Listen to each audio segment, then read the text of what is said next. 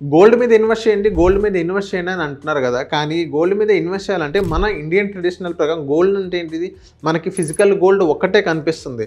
So gold మీద మీకు investment మాడ్యూల్లో మీరు చూసినట్లయితే గోల్డ్ అనేది మీరు డిజిటల్ గోల్డ్ కనుక మీరు చూస్ చేసుకోండి. ఇన్వెస్ట్మెంట్ మాడ్యూల్ మీకు చెప్తున్నాను. ఎందుకంటే డిజిటల్ గోల్డ్లో ఏంటంటే మీకు కేవలం 1-2% మాత్రమే మీకు తగ్గుతుంది. మిగతాది మొత్తం మీకు యాజ్ ఇట్ ఈస్ ఎంత ఏదైతే మీరు ఇన్వెస్ట్ చేశారో అంతకు మించి సేమ్ అదే అమౌంట్ మీకు రిటర్న్ రావడం జరుగుతుంది.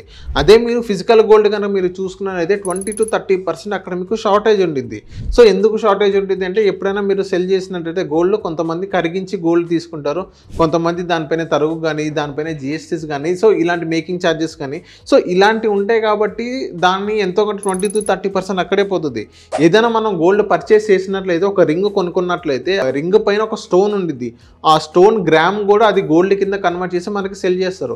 అదే మనం రిటర్న్గా మనం ఆ గోల్డ్ అమ్మేటప్పుడు ఆ స్టోన్ తీసేసి ఆ బంగారాన్ని కరిగించి అందులో ఎంత ప్యూరిటీ ఉందో అది మాకు రిటర్న్ ఇవ్వడం జరుగుతుంది. సో ఇక్కడ కనుక మీరు చూసినట్లయితే ఫిజికల్ గోల్డ్ మీద మీకు 20-30% మీకు షార్టేజ్ వస్తుంది. అదే మీరు డిజిటల్ గోల్డ్ కనుక మీరు చూసుకున్నట్లయితే మీకు 1-2% మాత్రమే తగ్గిద్ది. మిగతా పర్సెంట్ మీకు ఎంతైతే మీకు 10-15% ఏదైతే మీకు ఎంతైతే ఇంక్రీజ్ అయిందో సో అదే ఇన్వెస్ట్మెంట్ అనేది మీకు గట్టిగా రిటర్న్స్ రావడం జరుగుతుంది.